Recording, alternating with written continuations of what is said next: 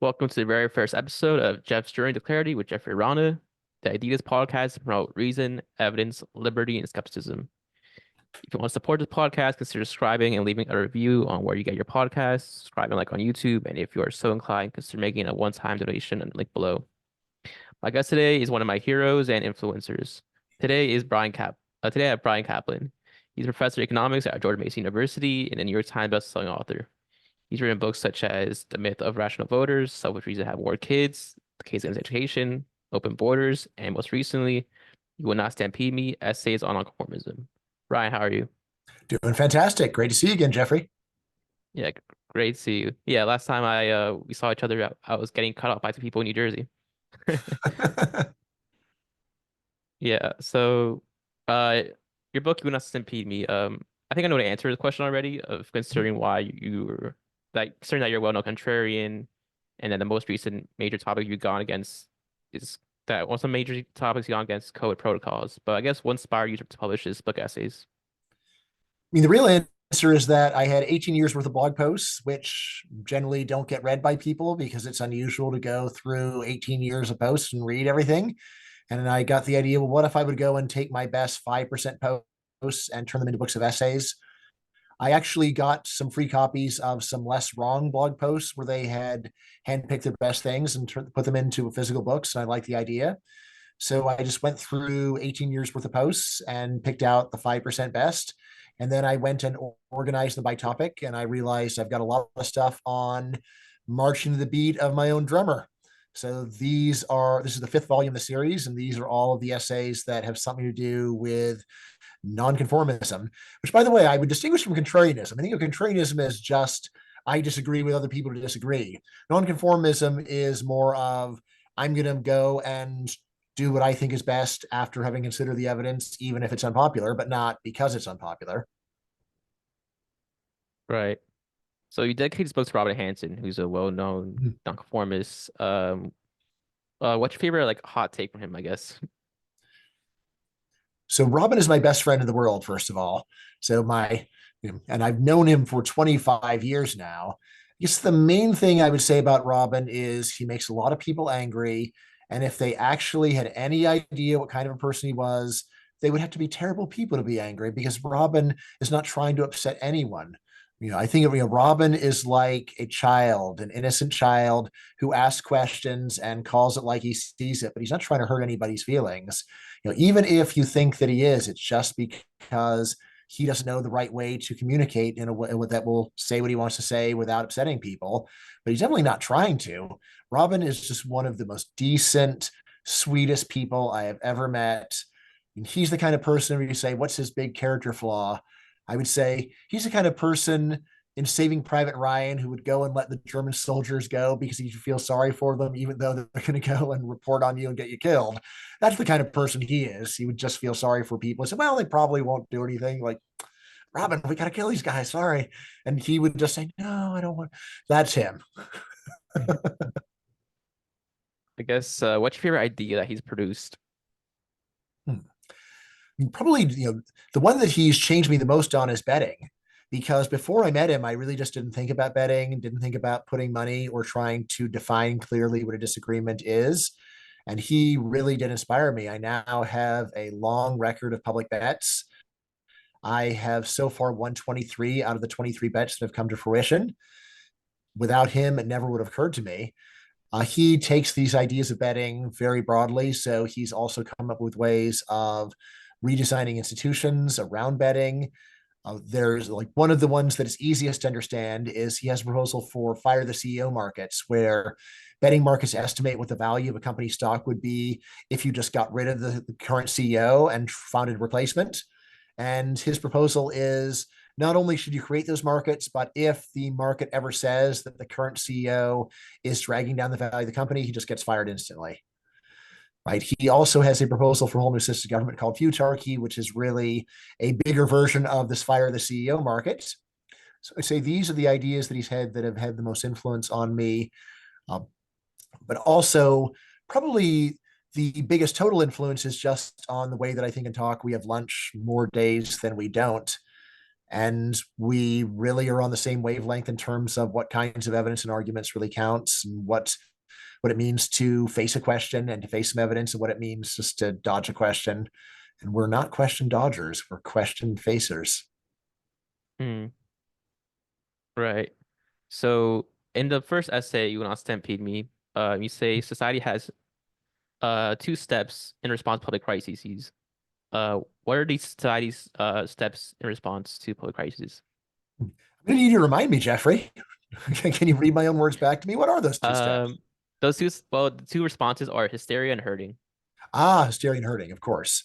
Yeah, so whenever there's any major problem, first is for people to freak out. Oh my God, no. And then the next is hurting. Like, we've all got to agree on the same thing. Anyone who says anything else actually favors the problem or is evil or is some victim of misinformation. I mean, just take 2 days ago, there's an airplane accident, which all historical experience says is an absolute fluke, does not make sense to go and mess up an entire industry for a couple of days based upon one extremely rare accident that killed 0 people.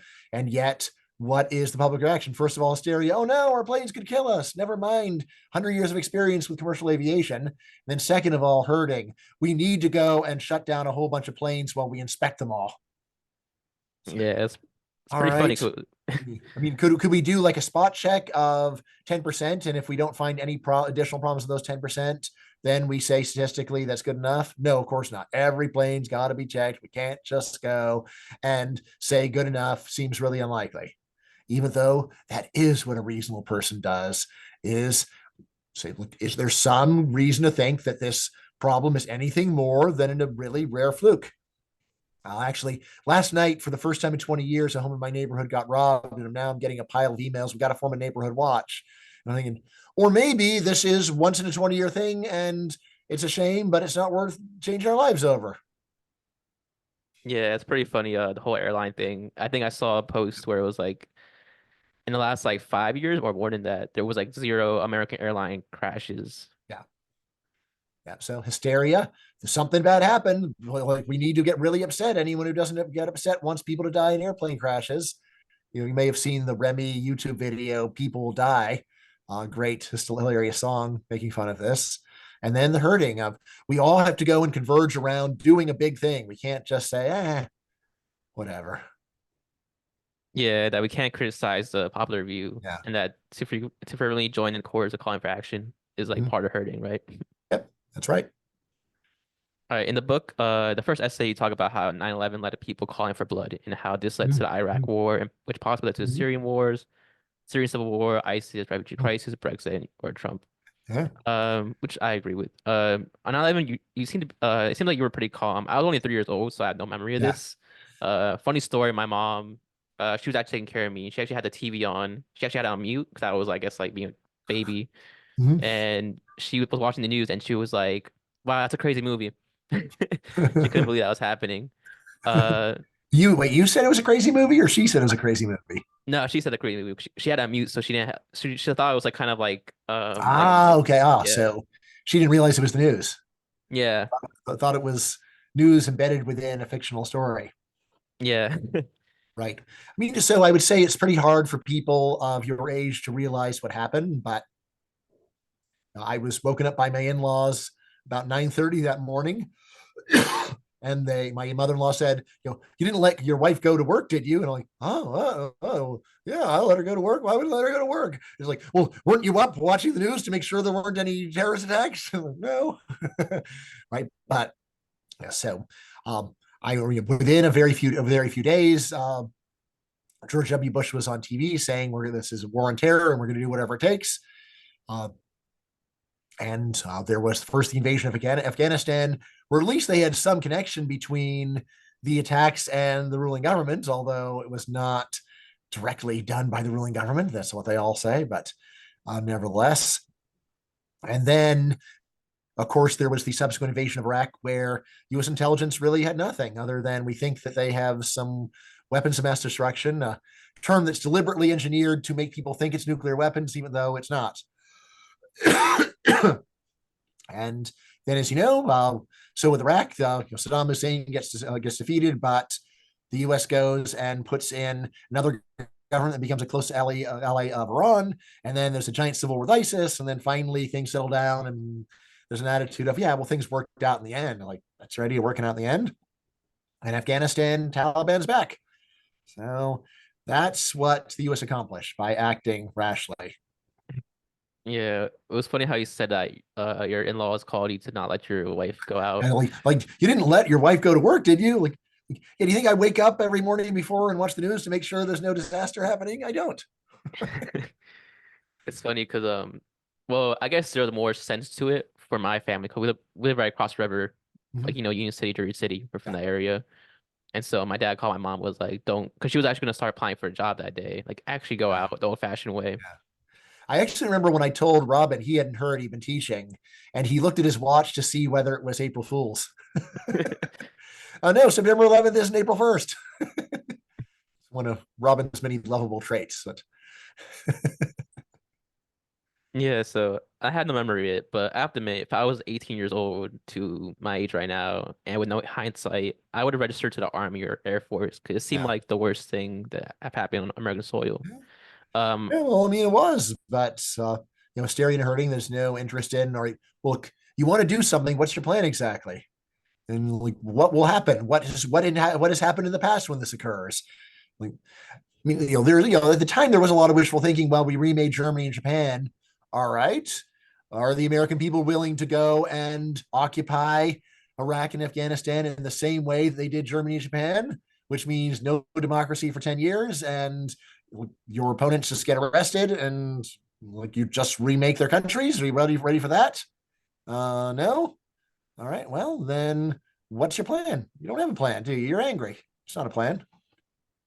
yeah, so I guess how did you stay calm during this crisis? Because even one of my favorite writers, Christopher Hitchens, went down Yeah. deep end and supported the invasion of Iraq Yeah, strongly. I mean, I'd say Hitchens, of course, has a long history of at least claiming to be outraged and irate. If you read his Wikipedia article, he's never been calm about anything, as far as I can tell, or never was. I mean, for me, I would say that I was once a normal human being.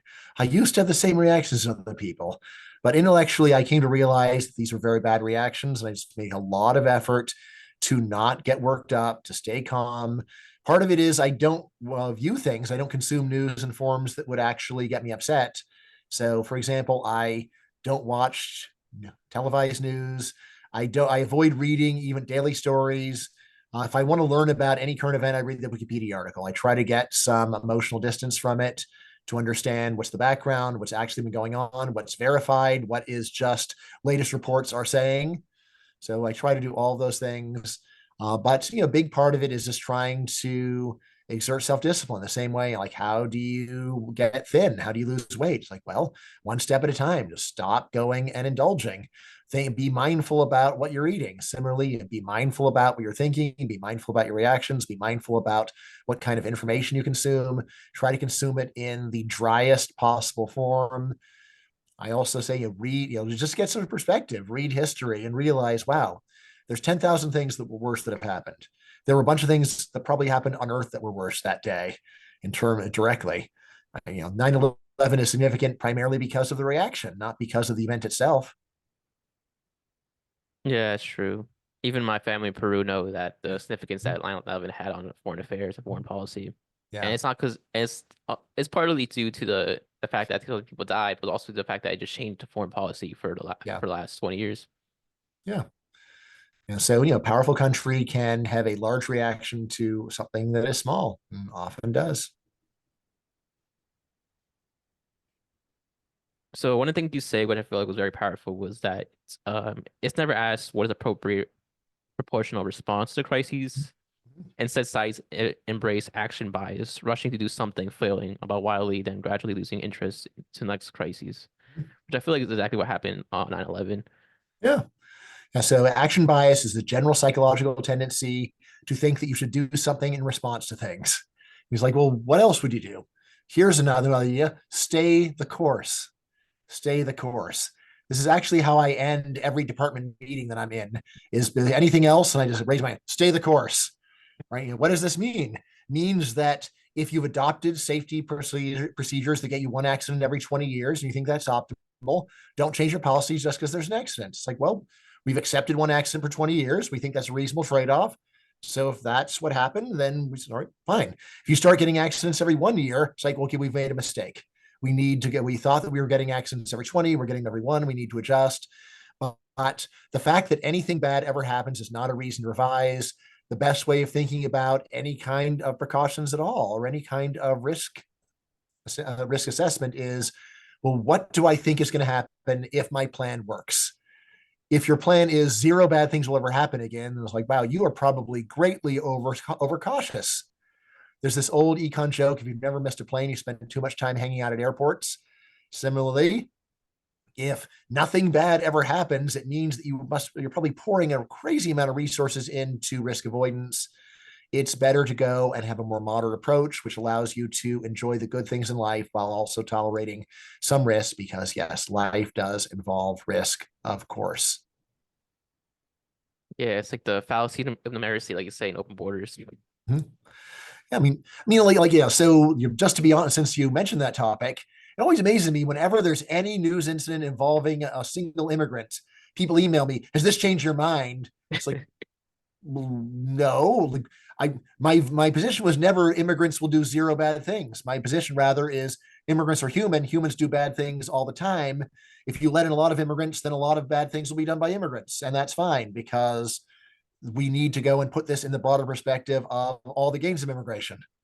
As well as it doesn't make sense to go and ruin the lives of a million people because there's 1,000 bad apples in there. And so do very bad stuff to the 1,000 bad apples and leave everybody else alone is normally the wisest approach. But it does just astound people. It's like, you're so dogmatic. One more person got mugged by an immigrant, you should change your mind. Like, well, how many people would get mugged by immigrants in a system that was functioning well? If you say zero, it's like, no, that's a system functioning perfectly. But no system in the real world is going to function perfectly, because guess what? The inputs are we flawed and perfect human beings. Think about the real world and the real trade-offs that we actually face. That's the sensible approach. Yeah. So on to your next essay, the identity of shame. I've noticed I've fallen for this, where it's offending other EA, like let's say Sam Bankman-Fried. Mhm. You say the main danger of identifying a large unsettled group is that you will regularly be tempted to Mhm. commit the villainous act of standing up for the group's villains. Yep. Uh, yeah, you say to avoid defending the evil or the bad group, you take certain steps. What are these steps? So the main thing I say is never identify with any group that is both large and non-selective. Why? Well, so if a group is large and it's non-selective, then just based upon human nature, there's going to be some bad people in it. And if you get really attached to that group identity, when those people do their bad stuff, which you can just count on as a matter of statistical law, you are going to be strongly tempted to somehow say, oh, it's really okay. Or you have to understand, let's contextualize this, man. Right? That kind of garbage. Right? I say, no, don't do that. Right? Be a scrupulous judge. Don't show nepotism towards someone just because they belong to this group. Now, this does leave open to other possibilities. So, like, you can identify with a small group. Small group, there isn't much reason to think there's going to be a bad person in there. So, I've got 4 kids. I don't think I'm going to raise any axe murderers. So it's not a big deal for me to identify them. Or similarly, if it's a selective group, it's one where you can only be part of this group if you don't murder people. All right, well, then that's good, because if you murder someone, you're out of the group. So then I don't defend you. But in the real world, as we see, people do routinely identify with large unselective groups, which can be an ethnicity, it could be a religion, could be a political movement that is not very selective.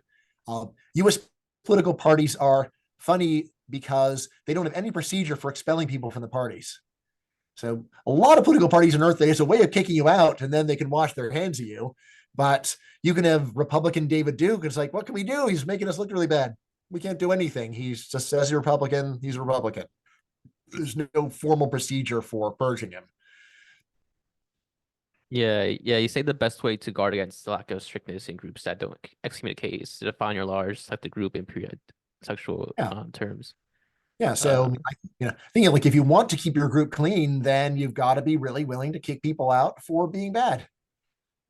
Yeah. So, I've since I was a teenager, I've had all kinds of what I would do if I was Pope. And it's like, yeah, well, I hand all the child molesters over to the authorities with full documentation, and I excommunicate them all, and I come up with a new infallible doctrine saying they go to hell and can't be forgiven. That's my change. Ex cathedra. Yes, I know all the stuff about what it takes to be an infallible pronouncement. As Pope, I'm prepared to do that. Right? We clean the stables. There's no child molesters, zero tolerance. They're not even Catholics anymore. They're the damned, and they go to prison. The end. Right? And it's like, what if the hurts your image? Like, if it hurts my image to go and turn over all the child molesters, then I'm just going to take that hit. But I think that my conscience will be clean. What's the point of being a pope if you can't have a clean conscience? Come on. Yeah, you say instead of identifying with liberals, conservatives, you should identify with liberalism or conservatism. Yeah, What are some identify with the examples? principles. Yeah, the principles. What are some examples of both sides of the political spectrum you've seen people fail by defending their fellow political followers instead of defending their values? Gee, I mean, it'd be almost easier to come up with examples the other way. So, like, all right, so easy target, but comes to mind, all right, Trump. There's a long list of things that he did and said that people, like Republicans, would not have favored before he did it. But once he did it, he's like, well, he's our guy, so let's back him up. Maybe some of it is just to bother other people. A lot of it is like, he's our guy. What kind of a person would I be to go and say, oh no, like he's crossed the line and he's no longer a part of our group anymore? It's like, well, I mean, he joined your group pretty late. No. Let's forget about all that. So that would be just a pretty obvious one. So you can go back to, let's see. I mean, obviously, there's things that Trump didn't get in much trouble for, running massive deficits, going into COVID hysteria. Every Republican who says that Fauci was terrible, well, gee, who was the president who appointed that guy again? I can never remember who it was. Oh yeah, it was Trump that appointed Fauci. Okay, so and how is it not his fault? Whatever bad Fauci did. Come on. And of course, same thing happened under George W. Bush. There were very large increases in federal spending under him, right? And this was, and it's like, well, that doesn't really count, or you have to understand, we got to contextualize this. Latest buzzword, we got to contextualize everything. It's like, yeah, like how about we contextualize everything? So I just give you a pile of additional information, but for any context, I can give you a broader context than that. We can give a broader context than that, so on ad infinitum. How about we just hold people to basic common decency? Hmm. Yeah, I got you. On to your next essay, manifestations of weirdness. I didn't realize this. I guess I fall into a weird person. After all, I do fall into manifesting number one, saying unconventional things. I noticed when I got my friends or they're asking, what kind of book are you reading? And I was like, I don't want to tell you guys. It's too controversial. This controversial book I read was Tyler Cowen's Big Business, which is about defending big Sure. businesses. And I get a bunch of hate about that because, my friends my age are like left leaning, hate Amazon, but buy from them all the time for some reason. Uh, but Mm-hmm. yeah, on to manifestation number three, the integrity of good, where people start with reasonable, even popular verbal premises, but are they surprised at the world, but surprise the world by trying to be their by trying to bring their behavior to strict conformity with these premises. Some examples are the effective altruist, the vegan, savory abolitionist. How does one go about this? About manifesting manifestation number three, sticking to your integral good. And I mean, once again, I would compare it very much to how do you lose weight? You can have some general principle of reduce calories, increase physical activity, but that by itself is not going to make you thin. You've got to be highly mindful. You got to be thinking about it, saying, all right, well, here's the thing that I'm about to do or say. Is it consistent with the things that I have said are the principles that I'm following? Right now, you might learn that your principles are dumb when you actually try doing it. Like if your principle is say like safety is an absolute priority, it's like, huh, well then why am I driving to the movies if safety is an absolute priority? Would have been safer if I just stayed home. Sorry, well maybe that was kind of a dumb principle. But yes, mindfulness, seeing like it's like actions, statements, they are going to be consistent or inconsistent with principles that you've stated. So just to go and double check and think, well, is this the thing that would be implied by the principle or not? All right. So, what are some good reasons for acting normal? For acting normal. Well, I mean, of course, normal people tend to like you more. That's good. Life is easier when people like you. So obviously true. So there's that. I mean, it's just easier to go and have common interests with people when you're normal, because what are the odds that another random person likes baseball? Pretty high. What are the odds that another random person likes superhero role playing games? Pretty low. Right. So that is one of the drawbacks. But a lot of what I emphasize in the book is not just being reflexively opposed to what everybody else is in favor of, but rather thinking about, well, first of all, like maybe the majority is right, but if you think the majority is wrong, there's like, so how can I go and do what I think is right at the least cost to myself? And that's one where talk a lot about, well, first of all, it doesn't really matter what strangers think about you because it's a big anonymous society. I can't tell you the number of times my dad has told me, Bryan, no one else is wearing shorts. And it's like, okay, well, are they going to go and attack me or put me in jail for wearing shorts? These people don't even know me. What difference does it make what they think? And my dad's like, what do you mean? Like, you should just care about what total strangers think. No, it's not important what total strangers think. If they happen to be correct and you're wrong, then yeah, care about it, not because a lot of other people disagree with you because they know something you don't. Now, I also say, look, if the people that say your boss disagrees with you, that's a more serious question. You don't want to upset him because a lot of your success depends upon that person. So I do say to investigate, well, what would happen to me if I were to go my own way on this? And a big nice part about modern anonymous societies is often the answer is just nothing, or someone that you aren't aware of doesn't like it, but doesn't say anything. I was in Japan first a year ago, and from what I can tell, no one definitely no one went and complained about me when I was not wearing masks in public places. You weren't legally required to, but 95% of Japanese were. And when I mentioned this, people said, well, you have to understand the Japanese show their disapproval in very subtle ways. And my reaction was, if it's that subtle, I don't care. I don't care. Right? He's like, that's an awfully selfish attitude. Like, well, it's not a selfish attitude because I've looked into this. I'm right, they're wrong. And I'm trying to help them in the process of doing the right thing. I'm an example of someone that is acting based upon better information than they seem to be doing. Gotcha. So I guess one of your more controversial essays in this was bioethics, Tuskegee versus COVID. Ah, yes. Yeah, you say the COVID vaccine experiment, or more of like lack of it, was worse than the Mhm. Tuskegee experiment. How come? Yeah, so there's the infamous Tuskegee experiment where, uh, contrary to what you may have heard, they did not deliberately infect anyone with syphilis, but they went and got a group of black men, some of whom had syphilis and some of who didn't, and then they randomly decided to only treat half while claiming they were treating them all, and they just watched what syphilis did to people. All right, so this did indeed become, once the facts came out, a basis for modern human subjects review. And I've even had people who are involved in this go and say, do you know about the Tuskegee experiment? Yes, I know about the Tuskegee experiment.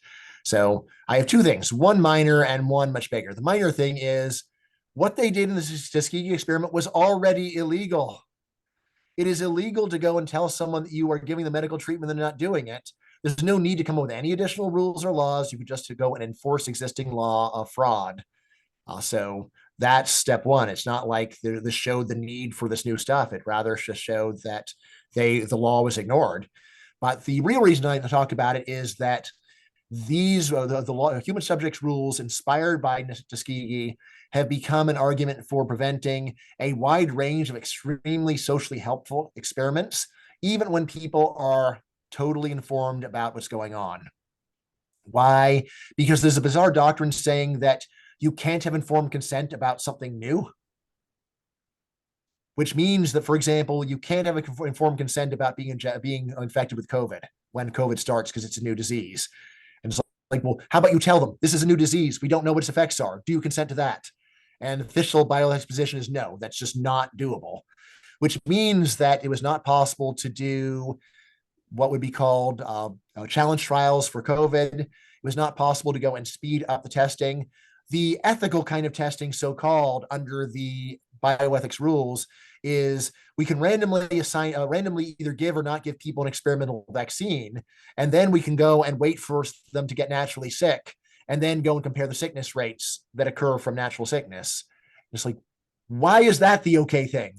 Like, the vaccine's also new. You don't know, like you could say, well, it's a vaccine. We don't know whether it's bad side effects or not. It's like, no, that's okay. Why? Well, because other people have done it traditionally. It's all arbitrary, all made up, and slows down the progress. Slow down the progress of that vaccine by a couple of months. And if you just go and multiply the harm of slowing it down by a couple of months times the number of people affected, it is many hundreds, or I don't remember what I say in the essay, probably thousands of times greater harm than was ever done in Tuskegee. So the laws are crazy. We already had perfectly fine laws saying that you have to get people's voluntary consent to be part of something. And that's it. That's enough. No additional rules saying that some things can't be consented to because we don't have enough experience with it. Yeah, that's the one thing that kind of annoyed me about the FDA is that they spent, Mm. like you said, 6 months Yeah. waiting for not in a controlled environment, but just naturally, just out and about, people Yeah. waiting to get infected. Yeah, I mean, it's all about, we don't want to get our hands dirty. We can inject people with disease. We can inject people with a vaccine and then wait for them to wander around and then compare the rates of sickness. That's okay. But so you just understand what the trade-off is. If you go and the way that they did it, you inject them with a vaccine. So you give them 2 injections, 2 weeks apart, 2 weeks to kick in. So basically, starting a month after you inject them, you just go and follow them for a few months. Then you compare the infection rates and the death rates and everything else. All right. What would have been better? What would have been better would have been to have given people, either give people or don't give people the vaccine. And then right after the 2 week period when it's kicked in, you deliberately infect everybody, or at least deliberately expose everyone that is in your sample to the disease. And then you don't need to wait 3 months for random bad luck to infect them. You immediately see what the infection rates are. You immediately know how well it works. And then you are ready for an emergency approval in a matter of 6 weeks instead of 3 or 4 months. That's what we lost, all because of these idiotic scruples, which did come out of the Tuskegee experiment. Yeah, it seems like like in a utilitarian lens, the Mhm. COVID-19 vaccine experiment resulted in more deaths and more Yeah, sure. I hospitalization, mean, more there's the suffering. utilitarian one, but there's also, like, whatever your human rights concerns are. What happened to you? You tell people this is possibly high risk. We don't know. This is an experiment. It's new. This could kill you for all we know. Do you still want to take the chance? And if they say yes, that under standard English law is more than good enough. And yet, because of the Tuskegee experiment, people declare that it's not good enough, even though obviously the Tuskegee atrocities would never have occurred if just normal law that existed at the time had been followed. Yeah, so it seems like we don't really need to like. So you're making the case that we don't need bioethicists then. Well, you know, I have no, if you want to go and be someone who studies the field and writes about it, great. I mean, what I would say is, a good bioethics would just agree with me on this stuff. I did actually hear people saying it's only the ones that are on TV that are bad, and like the real ones are actually okay. It's like, all right, maybe. But anyway, the field is bad and has caused great harm, whatever is actually going on in terms of the individual people that work on the subject. Yeah, I remember I was gonna actually sign myself up for the COVID vaccine Mm-hmm. experiments Mm-hmm. trials, but then like they were like, "Oh, you won't know whether you get vaccinated or not." And I was like, I better like and it was already towards the end where it was like, if you get the placebo, you can't get the actual vaccine after you have to wait out throughout the trial. Uh, Versus like if you said what versus it was feel like how you said it, you just get exposed to it, I would have been more open to it because then I could just get the actual vaccine immediately. yeah. And on top of all this, bioethicists have also come up with this insane idea that paying people for a high risk thing makes it involuntary. What is wrong with you people? Like, how do you think we get people to do deep sea fishing and logging and mining and all the other horrible high risk jobs? You pay them extra money to get them to do that stuff. And here's the other thing. So it's totally legal to go climb Mount Everest, something where you could say, like, maybe it's your personal dream to do it, but as to what the gain to the world is very hard to understand. But on the other hand, like someone who participates in a vaccine trial, this person isn't just helping themselves, they're a hero. They are speeding things up. They're part of saving millions of lives. So, and yet there's a law saying that they can't volunteer to be a freaking hero or be paid to be a hero. Why not? Yeah, so you also wrote the essay or blog post, Free Will and Behavioral Genetics. This is one where I kind of disagree with you on. So correct me if I'm wrong, but you make the case for free will, which you say that there's a varying non-shared family environment. First of all, can you explain Sure. for the listeners non-shared family environment and family environments? Yeah, absolutely. All right. There is the nature nurture question. People have been arguing about this for thousands of years. But in the last 60 years or so, there's been a lot of work in a field called behavioral genetics where they try to actually disentangle these. Right. Mathematically, here is the way the disentanglement works. First of all, there's the estimate of how similar would identical twins raised apart be. The number that you get to that that you get for that from data, that is what is called H squared, or a share of variance from heritability. Then there is another thing that they measure, which is, all right, fine, what would be the similarity between unrelated siblings raised in the same family from birth? Right, so that's called shared environment, and that is shared environmental variance, and that is represented by something called C squared. And then finally, non-shared environment is everything else in the universe. So there is the part explained by heredity, part explained by upbringing, and finally there's everything else. What's everything else? Everything else is all that is just, like, you could think about it as just an unknown. It's just a residual term, but it packs in basically everything else that you could possibly imagine, everything that is beyond both nature and nurture. So one thing that would be packed in there would be things like, well, one kid randomly makes some friends, another kid randomly makes other friends. So even they grow up in the same house, they don't have exactly the same friend group. Sure, you've got stuff like that. Or one randomly gets sick in the womb. The mom randomly catches a disease, and then you got a worse prenatal environment. That would be a environmental difference, but it wouldn't be based upon upbringing because it's not shared by siblings. Right now, this non-shared variance, what's interesting about it is that you can look at identity. We know that it's actually not only real, but pretty big, because identical twins raised together are not actually identical on almost any notable trait. So my first two kids are identical twins raised together. We didn't send either for adoption. And you can see their height is not exactly the same. Their weight's not exactly the same. There's a 10-pound weight difference. Their academic performance isn't exactly the same. Right? And the personality scores, here they both did the same personality test. They differ a little bit on every personality trait. Now, the point of that essay is not to say that the fact that identical twins raised together are different proves free will. The point of it rather is this: if we did have a perfect prediction, then people would definitely say that was a point in favor of determinism. So I say, since we don't have a perfect prediction, even if we're identical twins raised together, that just logically speaking, by basic understanding of probability, that's got to be a point in favor of the other thing. It's got to be a point in favor of free will. You may say it's a weak point, and I don't think that I say anything more than that in that essay. Actually, I say it is a point. Yeah, you just making a point about that. So I guess the third variable, so it's genetics, environment, and Shared environment and non-shared environment. Yep. non-shared environment. But then also, so let's say there's twins, they have varying non-shared family environments, but they Yep. also don't have a control over the non-shared family environment. So Mm-hmm. doesn't that not play into free will since they don't have control? Like Like randomness. I said, that category could be anything, but one of the things that it could be is free will. That's the whole point of it. I mean, think about this. So, basic principle of probability is you say, look, all right, someone says Bigfoot came to his house. And you're like, all right, well, if Bigfoot came to your house, had indeed come to your house, is it more or less likely that we would go and see fur in the house? It's all right, more likely. All right, you go to the house, and you go and you find some fur, and you say, all right, raises the Bigfoot chance. All right, raised it somewhat. If you don't, but therefore, if you went to the house and you didn't find fur, that logically, as a matter of the math of probability, must reduce the probability that Bigfoot was there. That's how it works. Anything that, if found, raises the probability, the absence of it lowers the probability.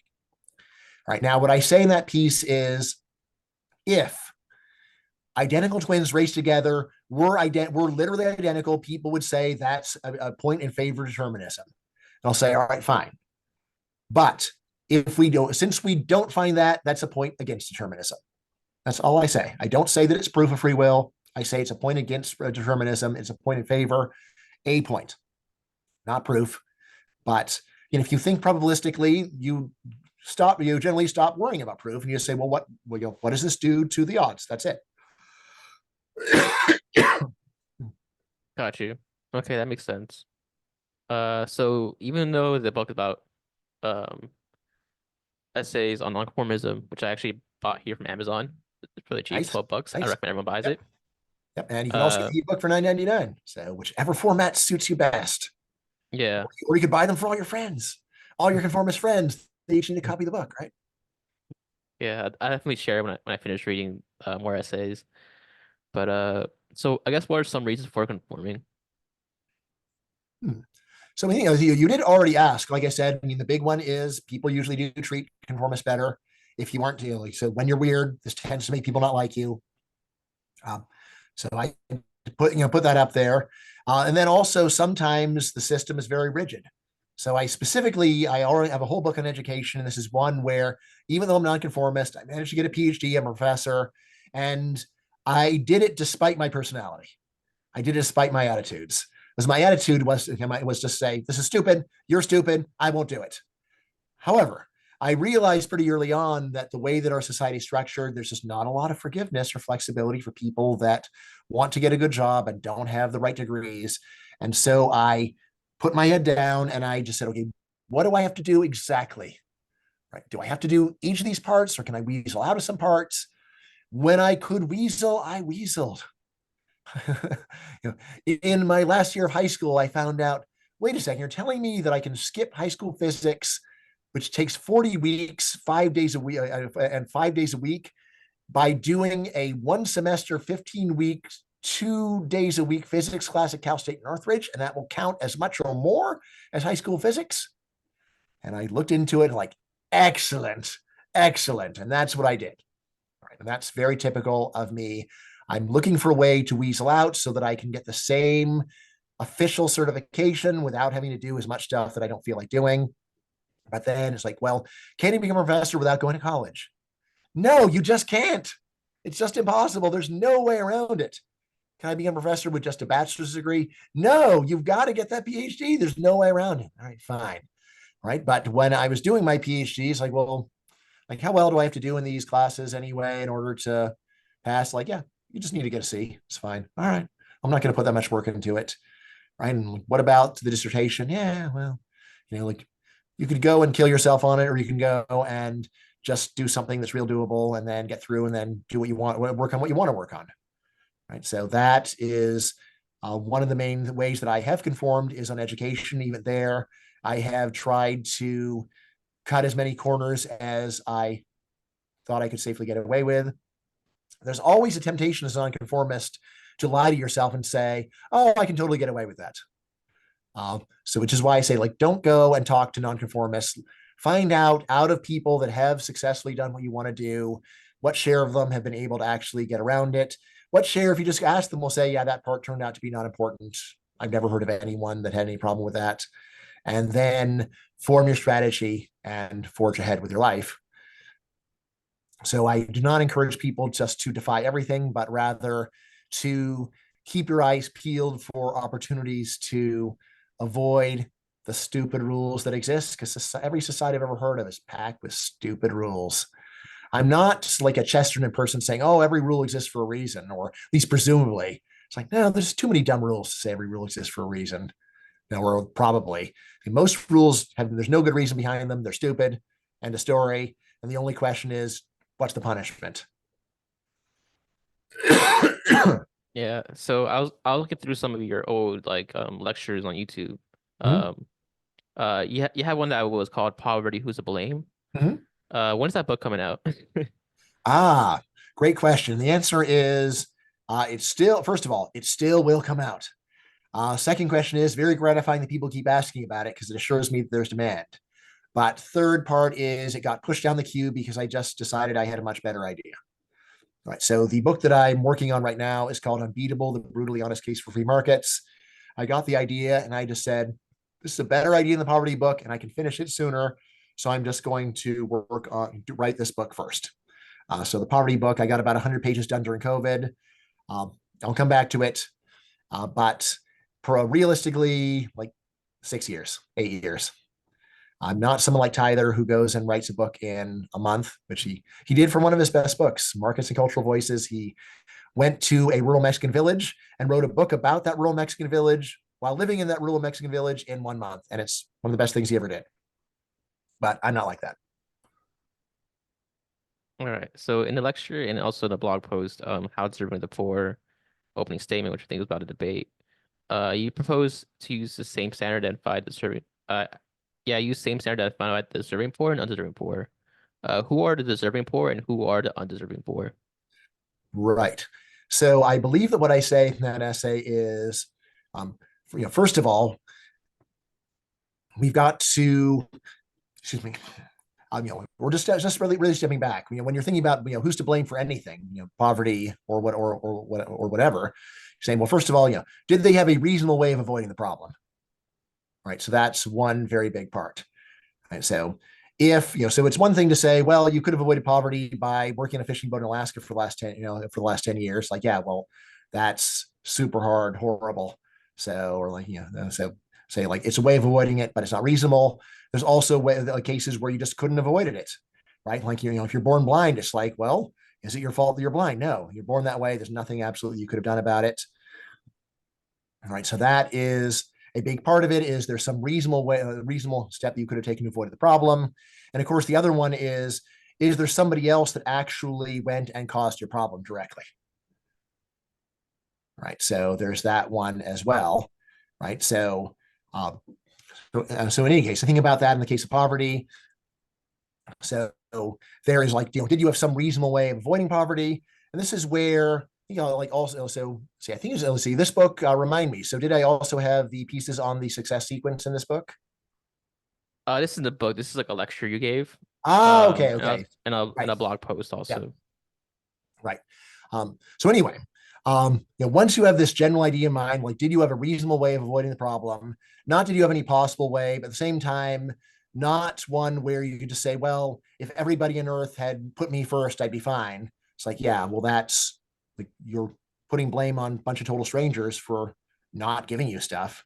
Seems like a very strange standard of blaming others, right? But um, a lot of my thinking here has been influenced by research on the so-called success sequence, which just says we just go and take a look at the US. We'll see that there is a very easy prescription for being above the poverty line with near certainty. And it's just finish high school, work full time, don't have kids until you're married. Right. Now, a lot of people say, well, yeah, of course that's true. But what about people who don't have the ability to do those things? Like, I think it'd be really hard to not have the ability to do those things. Why? Because American high schools have super low standards. They're basically just grading for effort. So, like, you won't get A's just for effort, but you get C's for effort. They'll pass you along. In terms of getting a job of some kind, there's actually a lot of work here. So, like, the very poor themselves will say it's not hard to get jobs in America. And the last one is don't have kids until you're married. Well, look, we've got high effectiveness contraception. So put all those together. It does not seem like it is actually hard to go out and follow this prescription. If you follow it, you've got about a 98% chance of not being in poverty. You could say it's just a coincidence, but if you think about it a little bit, it's like this is the opposite of a coincidence. This is pretty obviously, if you wanted to be in poverty, you would just do the opposite of this stuff. And I think that out of people that do none of the three, I think it's over half are in poverty, actually. So just to give you an idea of how serious it is. So yeah. Now, again, a lot of this is, of course, directly going against any kind of structural or societal blame for poverty. I'm very happy to say things like, if you got laws in the book saying that it's illegal for a person to come to your country in shiny shoes, you can blame the laws for that person's poverty because the person had a way out until you got in his way. But on the other hand, we're going to say, look, the very fact that you didn't go into families of poverty and go and make a giant effort to go and educate them on the success sequence, like, well, I think it's just kind of obvious. So, like, why is it you're blaming total strangers for failing to give lectures to people they've never met before? It seems like a really low, low level before you're willing to start condemning people for things.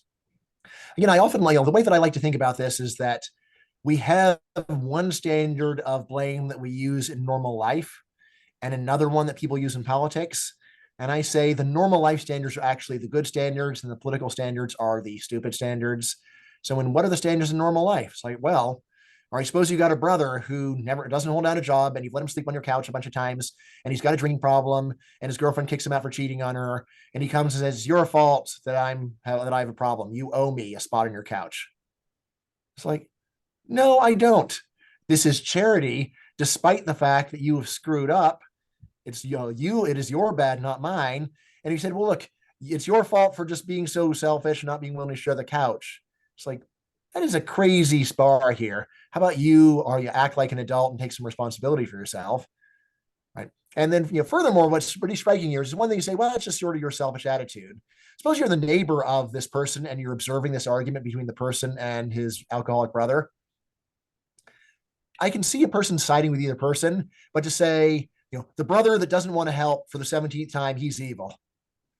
That's just a crazy reaction. It's like, you can see it from his point of view, can't you? So how about you butt your nose out and just at least consider maybe this person's got a decent point.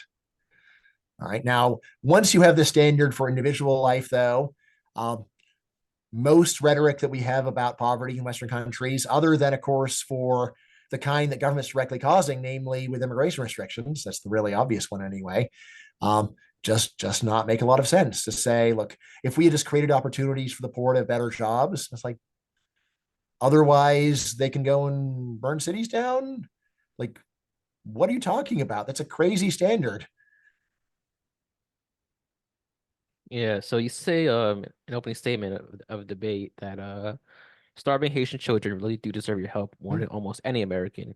Mm-hmm. If you Yeah. have a more expansive view of the proper role of government, you should see a big difference between forcing taxpayers to help starving kids and forcing taxpayers to help irresponsible adults. Mm-hmm. Dot dot dot. If Yep. we owe charity to anyone, we owe it to people who struggle to earn $1 a day.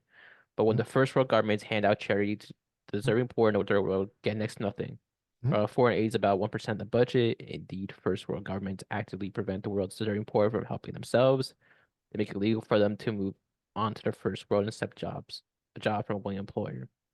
Even if we owe the charity no one, the least we can do is stop picking the world's deserving poor while they're down. So a common critique I get of libertarianism is that libertarianism is cruel and inconsiderate, but you're making a case to help like Haitian children. How would you help besides open borders? What like would you open for like I know like taxation is theft, but what would be some ways of helping like Haitian children or even just Haitian inhabitants? Yeah. So, I mean, giving them money might work. I mean, like, in general, anytime you're doing foreign aid, I'm always very concerned that you're just going to hand it to the government and they're going to do something bad with it.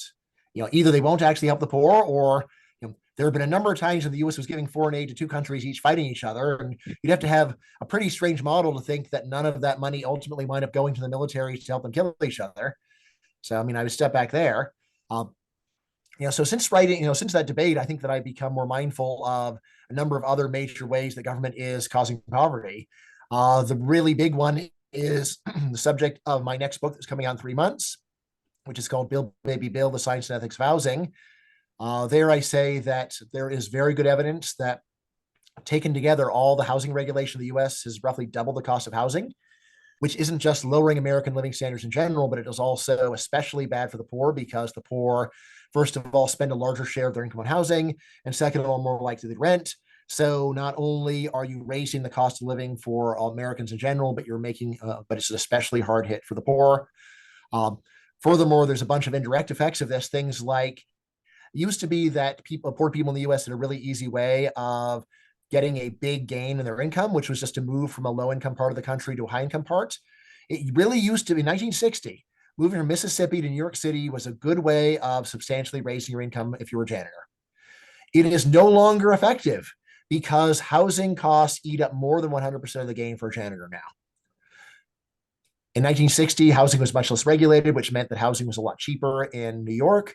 And so while there was some modest difference in rent, it just wasn't enough to eat up the gain.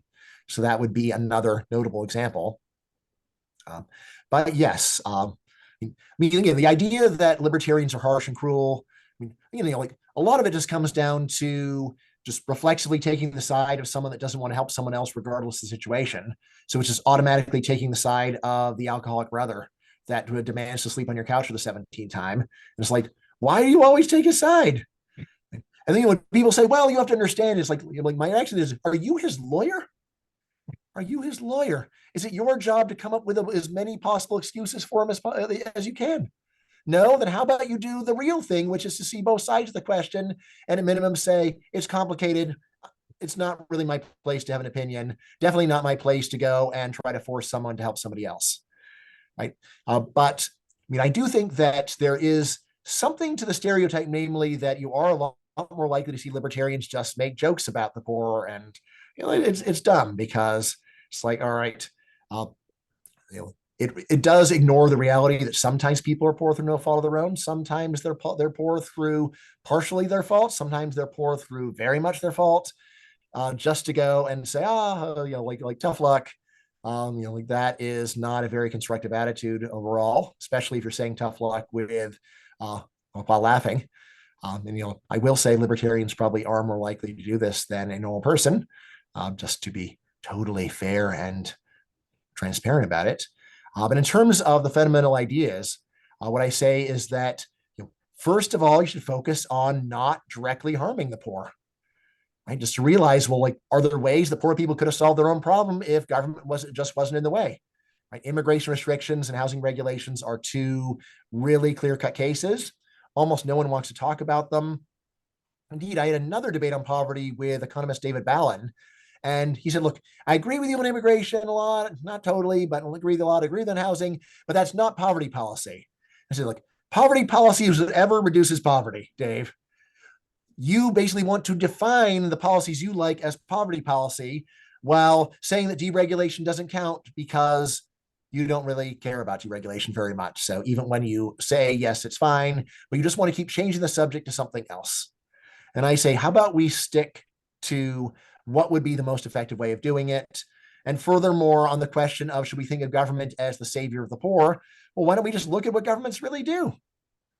Right? And what governments do is there's a package. There's a bunch of redistribution that people love, and then there's a bunch of terrible regulations that cause a bunch of other problems. And I say the poverty caused by government is much greater than the poverty alleviated by poverty.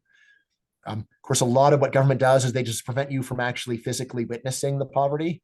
So if you don't want to see Haitian poverty, just don't let Haitians in and you don't see it. Doesn't mean that their poverty goes away because they can't come here. The poverty's a lot worse when they can't come here.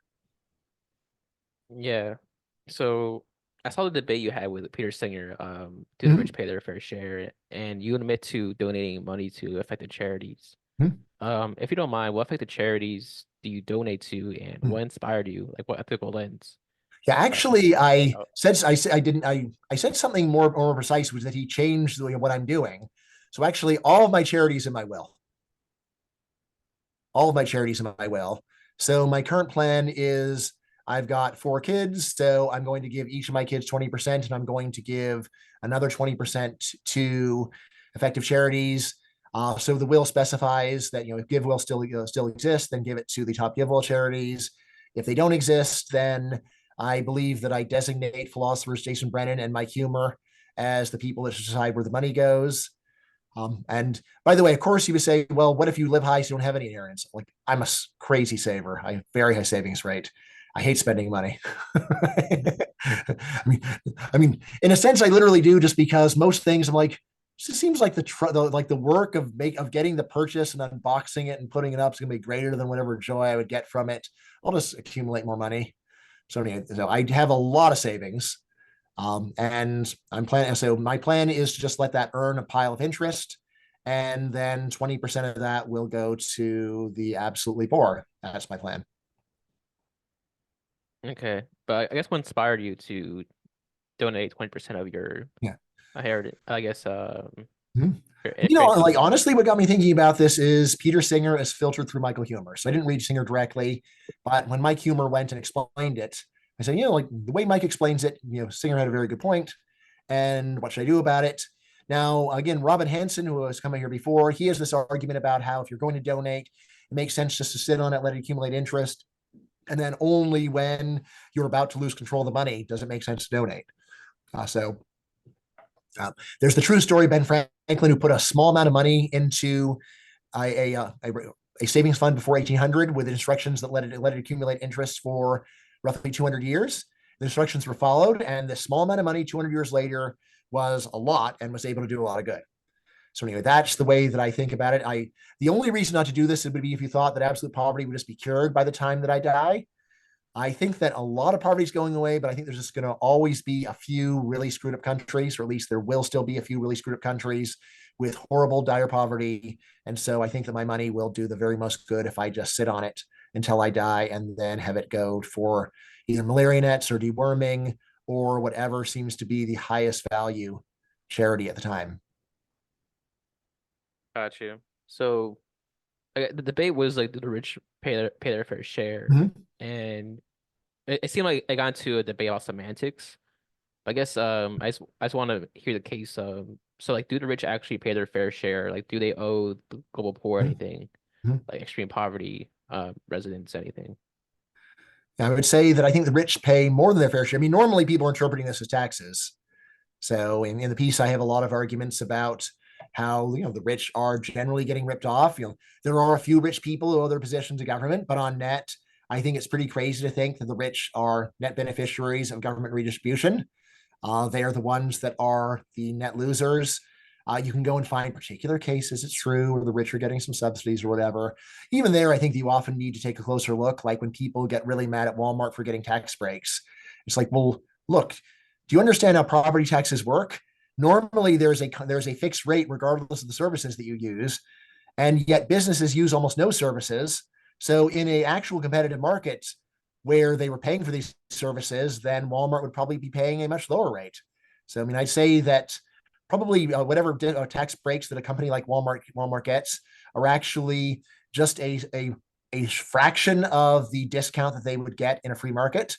So I don't think they really are net beneficiaries of the system at all. I think that it's a matter of there is a little bit of flexibility in the system so they don't get ripped off as badly as they otherwise would. So in general, I'd say that the U.S. system, it does penalize the rich a lot on balance. There are poor people that are suffering too, but they're not poor Americans. They're poor people in other countries generally who are net losers. Like I said, with the housing regulation, it's fair to say that the poor lose a larger percentage, but the rich lose a larger absolute amount. You put it all together, and I'd say that the rich are paying a lot more taxes for far less in services than if they're using lower share services. So, yeah. I mean, actually, just to be a little bit more precise, the way it really works when you go and do the math is that in terms of government benefits, the rich get about the same as the poor. In terms of taxes, they pay way more than the poor. The reason is that while the rich get a lot less of means-tested benefits, they get a lot more of not only higher education, because their kids are more likely to go to college, including public university, of course, but the rich also live longer and therefore wind up collecting more in Social Security and Medicaid. So that roughly balances out on the benefit side. But on the tax side, there's no comparison. The rich pay vastly more in taxes. And why? Like, why is the people that are rich are treated as if they've done something wrong? Yeah. So onto your book, Open Borders. I feel like this was like one of the books that really changed my view about a topic. First off, So what inspired you? were you already in the Dreamers before or not? No, I wasn't. All right. I guess. So what inspired you to write this book? Here's the story. I mean, I was from the early '90s. I was aware of this general point that arguments for free trade and arguments for free immigration are the same. It's the same basic logic of international trade right out of the textbook. But it was only when I started blogging that I became aware of not a pile of research, but a good amount of research saying, look, logically the same, but empirically we're pretty close to free trade, but we are light years away from free immigration. And therefore the foregone economic opportunities of deregulation are way greater for immigration than for trade. So that's what got me onto it. There's Michael Clemens' piece, $1 Trillion Bills on the Sidewalk, just estimated. Look, how much is the world losing from restricting the movement of people? And it's a crazy amount. So his estimate was something like we are losing half of potential gross world product by trapping so much labor in low productivity countries. Right. And once I got interested in that opportunity, then obviously there's a whole lot of arguments about it. And that's the sense in which you might say, well, the argument is different from free trade because there's so many other possibilities, possible objections. And there's something to that, although I think that's overstated because you could say, well, there's political effects of immigration. There's also political effects of trade. Right. So you can worry about that. Or you could say, well, there's effects of the welfare state of immigration. There's also effects of the welfare state of trade. So say actually the parallels are not, again, so different. The big difference really is just the magnitude of the possible gains from immigration are so vast. Right. So that's what got me interested. Now, the problem with the very best research in the world is that no matter how intrinsically interesting it is, it's normally written in a boring way. It's very hard to see people going and normal people going and reading Michael Clemens articles. So then I started thinking, well, what can I do to go and spread this knowledge more widely? I can blog that might multiply the number of readers of the stuff by 10. Then it's like, well, what can I do better? During this time, just as a hobby, I got really into graphic novels and I discovered nonfiction graphic novels like The Cartoon History of the Universe. And in reading them, I did start saying, wow, this is really good. It's not just entertaining. It doesn't just provide convey a lot more information in a shorter amount of time by combining words and pictures, but it's also at least possible to be highly accurate. So in the case of The Cartoon History of the Universe, when I knew an historical era well, I found the book to be accurate. And therefore, I trusted the parts where I didn't know the era so well. Right now, this got me thinking, well, could I do this? And I just started playing around with it. I got some comic book editing software and spent a number of years just toying with the idea. And then finally I said, okay, why don't I really sit down? I've been learning a bit about how this works, reading about how to write these books. I can't draw, but I can go and combine it with Google Images and some notes to the authors and write the script. And that is where Open Borders came from. Once I had a couple of chapters, then I started reaching out to possible artists. And for that book, I was able to get my number one choice in the universe, which is Zach Wienersmith of Saturday Morning Breakfast Serial. He is the artist for Open Borders. I was not able to get him for my new book, Build Baby Build, but instead I've got a totally different, awesome artist, different style, but I think people are going to like it a lot. I know I like it a lot. I actually had a little contest on Twitter where I showed a few different competing artists and asked people who they like best. And Adi Brunze, who is the new artist on the new book, he won like 5-1 against everybody else. So I totally believe in his work, and I hope that it takes the world by storm. Yeah, it's definitely a very convincing book. To me, like, so you start off the book of Word Chapter 1 calling it global apartheid, and you make a really good ethical case for why we and governments shouldn't restrict where people will live and work based on their nation of birth. It's like how laws you compare it to like how laws prohibit people from living or working in a place because they're black is wrong, or because they're Jewish is wrong, because they're woman is wrong. And after all, that's what Jim Crow was, preventing people because they're black. Can you delve into your ethical argument on why it's apartheid today? Why restricting where you live and work? Right. All right. So, of course, apartheid literally refers to the South African system of economic regulations before, really basically up until the late 80s, early 90s. Right. And it's important to understand apartheid did not mean that discrimination was legal if you felt like doing it. This is not what it was. Apartheid was a system where discrimination was required whether you felt like doing it or not. Now, why would an employer ever not feel like discriminating? It's like, yeah, well, I want to get value for my money. I want to hire the best worker for the job. And if the best worker happens to be black, I want to hire the black worker. The rationale for the regulations was precisely that white employers are too greedy to consider the fate of the white race. And therefore, we need to make it illegal for them to go and hire meritocratically. They must go and hire whites only, regardless of their performance. Right. And obviously, this also extends to things like who are you allowed to rent housing to? How are you allowed to sell housing to? So, so South Africa was not a system of where discrimination was allowed. It was a system where discrimination was mandatory. And then what do immigration restrictions come down to? It's the same thing. It's mandatory discrimination. What if the best person for the job is Mexican? You're not allowed to hire that worker. What if the best tenant for the apartment is Cuban?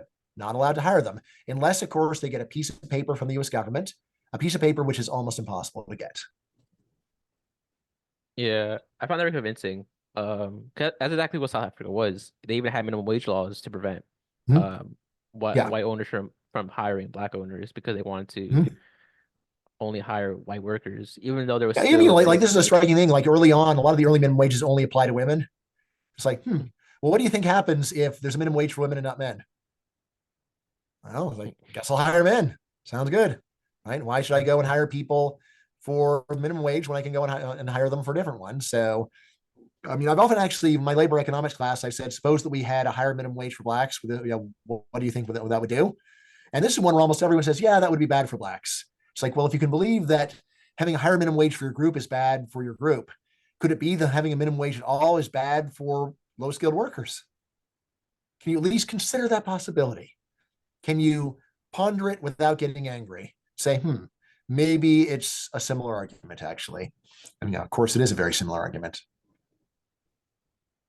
Yeah, one of the arguments that really convinced me also was that gave that these rent and works are contracts between consenting adults and that the Mhm. government has no right interfering. That was really convincing to me. Especially that it shows like it shows you being dragged away by ice. That's pretty funny. But Yeah. yeah, like I personally don't see why a government should. It's essentially what Jim Crow was, like the Mhm. government Mhm. preventing people from Mhm.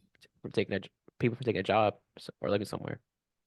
Right. I mean, a way that I often think about it is this: why was Jim Crow evil? Was it evil because blacks are human or because blacks are American? I think for a lot of people, it's like, no, no, well, like they weren't being treated like fellow Americans. It's like, okay, so suppose they had just never been given citizenship in the first place. Then Jim Crow would have been fine. It's like, well, no, they'd have to be but if they were physically further away, then it would be fine. It's like, that is a bizarre moral standard. Why would anyone even think that? I mean, I'd say that the actual moral energy of the opposition to Jim Crow comes from the idea they are human beings. It's not that they are fellow citizens and should be treated equally with other citizens. They are fellow human beings and should be treated in the same way of common decency that every human being deserves, which is if there's a willing employer and a willing worker, and they make it, and they want, and the employer wants to hire the worker, that's between them. Yeah. So, um, one thing that I feel like somewhat concerned me. So as we've seen, recent since like I think last year, there's been like a huge migration movement towards the border states and towards New York City. And one of the arguments you make is that transportation is a bottleneck that will prevent the flooding. But I think the Mhm. border cities in New York City are evidence might be anecdotal, might not actually be evidence, but more anecdotes against your statement. Because we don't even have open borders and we have 10 cities and New York City has migrants that take a large fraction of New York City's budget, where they are even doing budget cuts to schools, libraries, health services. What's your response to that? Yeah. Government first passed a law saying they have to spend a certain amount of money, and they say we don't have, well, we're running out of money. Okay, idiots, repeal the first law. The key obligation is to leave people alone. Right? Helping people is at most secondary, maybe not even permissible. Right, and that's what I would say is the what is so screwed up about the general approach to immigration is that sure, if you pass a law saying they're entitled to a pile of government money, then you look at them as freeloaders and as a burden. Right? But that is caused by the system where you say that you're going to give the money. Why can't you just do the thing where you say, look, you're free to live here, free to work here, but like whatever charity you're going to get is going to have to come from private donations. So now, often this is combined with a system where they keep enforcing the rules against employment. So then it's particularly perverse to say there are a bunch of freeloaders on welfare who don't work. Yeah, they don't work because they not only is it illegal, but if they get caught doing it, they'll get deported. So that's why they don't work. But like European countries, especially Scandinavia, they will have this "oh poor us" standard of how could we possibly take any more immigrants when there's such a burden on us. Like they're a burden on you because you have a bunch of laws that make them a burden on you. Why can't you just admit that that the amount of money that you give is ridiculously high and cut, right? Either cut the amount of money that you spend or reduce or restrict access to eligibility while still letting people work, right? And so much of it just comes down to it hurts my feelings to see a poor person and not help. Therefore, I don't want them here. It's like, wow, I really wish we could replace you with a hard-hearted person who just didn't care, because that person is not dangerous to the well-being of a migrant in the way that someone that can't bear to look at you in your poverty is. I mean, the Yeah. way that people in Scandinavia look down upon the Gulf monarchies and say, oh, they're so horrible, they mistreat migrants. Like 85% of the population of UAE is foreign born. Do you think they would let them in if they were giving them full access to to a share of the oil money? No, they let them in to work, which is fantastic because when they do it that way, they're willing to let in a ton. And that's the most important thing, is being let in at all. It's not these benefits they receive once conditional upon being there, especially if you don't let many in. Yeah. Yeah. I remember I think I was reading that asylum seekers, they can't work for the first, I think 6 months, I believe, Mm-hmm. something like that, Yeah, which is weird because then like you're basically forcing them to be a burden or yeah, work under the books, which most of them yeah, end up working under the books and breaking the yeah. law. Now, you would make a lot more sense to say the opposite, to say, we'll deport you if you haven't found a job within 6 weeks. I mean, not that I favor that, but I think that that would be a lot better than the way they're doing it. Yeah. So one common argument I've heard of people in the overcoming bias community is that New York City is that one open borders cause a brain drain, because we even see that in the U.S. where people are leaving like the Midwest towards the cities, and that's leaving people behind worse off, where they can't have like access to like good doctors, these people that have good education, like healthcare and all that. All right, brain drain, important argument. And like you say, the idea is that if people are free to move, then the best and brightest will move. Right. So first thing is, we need to distinguish between international migration and intranational migration, because intranational, normally everybody's free to move. Doesn't matter what your skill level is. But internationally, on the other hand, it is normally vastly easier for high skilled people to move. So right now, if you see that a disproportionate share of high skilled workers are leaving Africa, for example, a lot of that is reflected to the fact that they're the only ones practically that can leave, and low skilled workers just can't. So it's not a good test of whether there would be brain drain under open borders, because right now there's not even open borders for the highest skill, but there's more open borders for the higher scale than for lower scaled. So first thing to keep in mind. I mean, second thing is to say, all right, it's possible. What actually happens in the real world?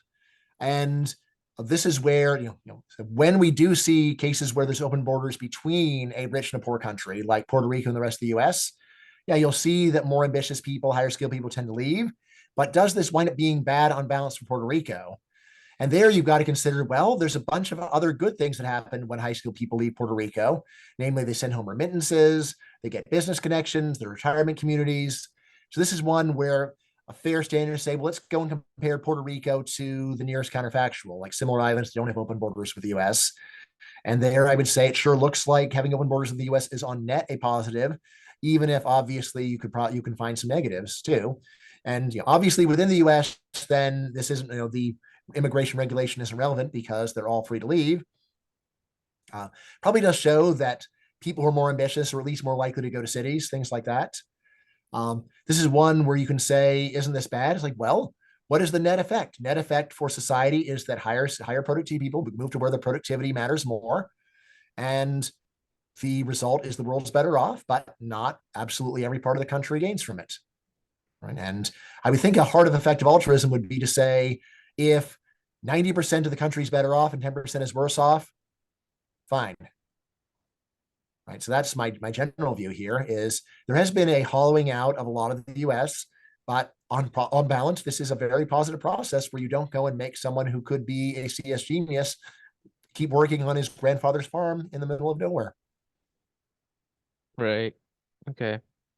So a common objection that I hear annoyingly, and I'm sure you hear too, I think you mentioned that you get emails about this, that the Mr. Freeman quote is that you cannot simultaneously have free immigration in a welfare state. Why was Mr. Freeman wrong? Right. The answer is he's not so much wrong as he didn't check whether he was right. All right. Here's the thing. I'm sure if I had Milton Freeman here, like I got to meet him in real life once, but so I know his son. I know I think all of his grandkids, maybe at least three of his grandkids. Anyway, I'm almost sure if I had Milton here and I said, well, come on, Milton, suppose the welfare state gave everybody $1 a year. that wouldn't be a good reason to not have free migration. You say, fine, all right, depends upon the total amount of money of the welfare state. All right, great. So it's no longer you can't have any welfare state at all and still free migration. Now it depends upon the numbers. All right, now let's go and take a look at the numbers and see how severe the consequences are. So in my book, I go and look at the National Academy of Sciences estimates, and they just go over the numbers. And punchline is that, let's see. So by the way, so there was an error in the book, and I did correct it in a blog post. So I was overly optimistic for high school dropout immigrants, but for everybody else, I'm still okay. All right. In any case, the punchline of the numbers is that the not only high school immigrants, but even immigrants who only have a high school degree, as long as they come when they're young, they are a net fiscal positive. You just go and take the expected value of all the taxes they and their descendants will ever pay, subtract out the cost of all the services they and their descendants will ever use. It's greater than zero. So they actually are a net benefit for the US welfare state. Would this be different if we doubled our redistribution? Sure. It would give you a different number. But you've always got to look at the numbers. The way that people make a claim that is clearly mathematical without even knowing the numbers or caring about the numbers, to my mind, shows they're looking more for an excuse to not have immigration than to craft a thoughtful and serious argument. If you do think this, go to the numbers. In the book, I deliberately try to find the blandest, most boring source of numbers, because I didn't go and say who's the most pro-immigration person, let's report their numbers. I wouldn't trust that person. Nor do I trust the people who are most against immigration. National Academy of Sciences seems like a pretty good bet for someone that, for a group of people that are, they're just trying to go and do some math, right? Which in general, when you want math done, have the math done by people who love math rather than answers, right? Any particular answers. Now, the other thing that I say in the book is that there are some demographics where they are net fiscal negative. So elderly immigrants are, and it also looks like high school dropouts are even when they're young. What about them? And that's one where I say, look, if sticking to the general principle of borders is going to collapse our society, then that's a reason to make an exception. On the other hand, if it is a marginal problem, then to say that we are going to break a very fundamental principle of human freedom over it is a mistake. And that's why in the book, I have a discussion with Milton and I say, well, would you say that we can't have free reproduction in a welfare state? There are a lot of people where we know statistically that their kids are going to go on welfare. So should we sterilize them or force abortions on them? Again, knowing Milton Friedman, I'm almost sure he would say, no, of course not. There, we should just go and accept the fact that the welfare state is creating some problems, but it's better to live with the problems than to stop them. And that's where I say, yeah, and that's what I say about immigrants as well. Even if they are net fiscal negative, the thing to change is to change the redistributive policies. If we can't change that, then we should just respect their freedom and live with the problem. Not saying to do this, it will collapse our society, but within the range that we see, it is not worth violating the principle over that. Got you. All right, Jeffrey. So I think we got room for about 2 more questions. Yeah, I want to go to artificial intelligence, but All right, we can do that. Whatever you want. yeah. So you don't seem to see artificial intelligence posing essential risks that effective altruists worry. I guess where do you guys disagree? I listened to that podcast. You had 80K hours, but I guess why don't you see it? Like I guess things like the paperclip analogy, or that eventually AI will have superior intelligence than humans and will prioritize themselves, like how we prioritize ourselves over other animals. And so I guess why don't you see AI being such a big risk? Right. Well, let's see. I mean, here's the thing. Of course, for every major new technology, there are risks. And we have faced those risks. And guess what? Often it's turned out the risks were very real.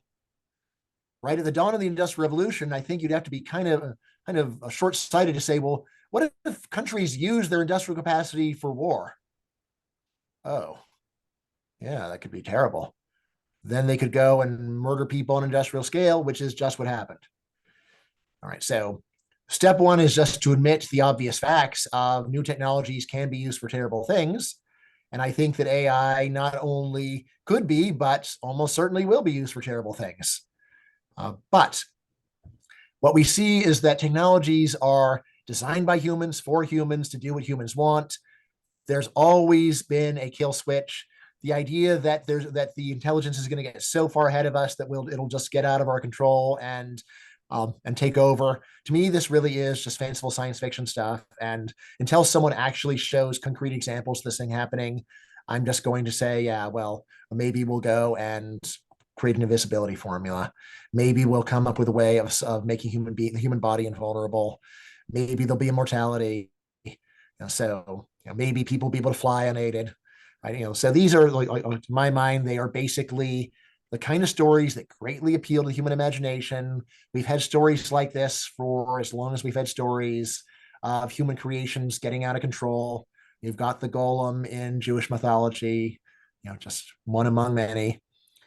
So I would just say that the fact that you can imagine something happening doesn't show that it's remotely likely. Like the idea that like it wouldn't have a kill switch, there'd be no way for human beings to turn it off, it seems very hard to believe to me. Now, like people said, what would change your minds? Yeah, well, if AIs went and contrary to their orders, went and killed a person, right? Not instructed to do so by a human, which I think is almost certain to happen. Right? It's almost certain that a human will order an AI to help them kill somebody, and that will be a story. But that's not what the AI risk people are worried about. They're worried about AI killing somebody on their own initiative. Right. So anyway, I think that is really hard to believe. But do I have absolute proof that it won't happen? No. Just think that it's very remote risk. Yeah, but it's not remote risk. So that's one of the arguments that EAs make. I'm not a firm believer in AI risk, but is that the only 5% chance or 1% chance? Let's say it's 5% chance. It's worth preventing. Yeah. I'd say that's the same kind of reasoning that has killed nuclear power. What if there's also a 10% chance that it speeds up our discovery of how to prolong human life by 100 years? And what if AI speeds it up by 50 years? What if there's that? So there's risks. There's some risk of really bad outcome, some risk of really good outcome. I mean, just the fact that people seem so worried about this most fanciful scenario of AI achieving self-awareness and doing bad stuff to us, rather than the far more likely one of some human beings use AI to do something bad. But it's like that one, yeah, but that's kind of like everything else we already have. Yes, so it is. And that's precisely why that's the main thing you should be worried about. Right. But, so nuclear power, like it is something where based upon downside risk, it has almost been strangled. Had this incredible potential to go and deliver nearly free energy to all mankind. And instead it barely does anything. Right. And why? Because we listen to the people who said something could go wrong. And here's the thing, the people who say there's something to go wrong are correct. It's just that's not that. It would just be totally overrate that. And we should always be considering the upside as well as the downside. And then the idea of, well, the regulation will give us the upside with no downside. Yeah, I don't believe you for a second. That's not how any regulation that I know of works. Regulation doesn't give you the upside with no downside. It gives you it goes, especially in the real world, like they search out any possible downside, and if they can find it, they'll destroy any upside, no matter how large. Why? Because politicians don't want to look like they were uncaring. They allowed something bad to happen they could have stopped by passing a law. So they'll just pass all the laws they can to make sure that they never get blamed for allowing a bad thing to happen. Well, aren't they worried they'll get blamed for preventing good things from happening? No, because that almost never happens to any politician ever. Last politician who was people got mad because they stopped a good thing from happening. Yeah, I thought of it like that. That it's like nuclear power. Well, Bryan Caplan, thank you for your time. The new book is "You Will Not Stampede Me: Essays on Non-conformism." You can get on Yeah, available Amazon. on Amazon. Click of a mouse, you've got it. You could even have it tomorrow, depending upon where you're living, right? Yeah, Or I got it. you could have the ebook in 10 seconds if you want it. Yeah, I So, got it in 2 days. yep. All right. Well, thank you very much, Jeffrey. I'm super pleased to be your inaugural podcast. There's another very well-known podcast where I gave him a start, Dorkesh Patel, who does the Lunar Society podcast. So I hope you have all the success of Dorkesh and more. I want you to go straight to the top, Jeff. Thanks, Bryan. Take care. All right. All right. Have a great day. You too. Bye. All If right. you want What's to fun? support this, All right. yeah, Yeah. if you So want to support this pod, definitely, when once you've got it up, email me and I'll try to get you some clicks and get you launched. All right. Thanks, Brian. Take care. Okay. All right. All right. Talk to you later. All right. Bye bye. Bye. If you want to support this podcast, consider subscribing and leaving a review on where you get your podcasts, subscribing like on YouTube, and if you are so inclined, consider making a one-time donation link below. Thank you.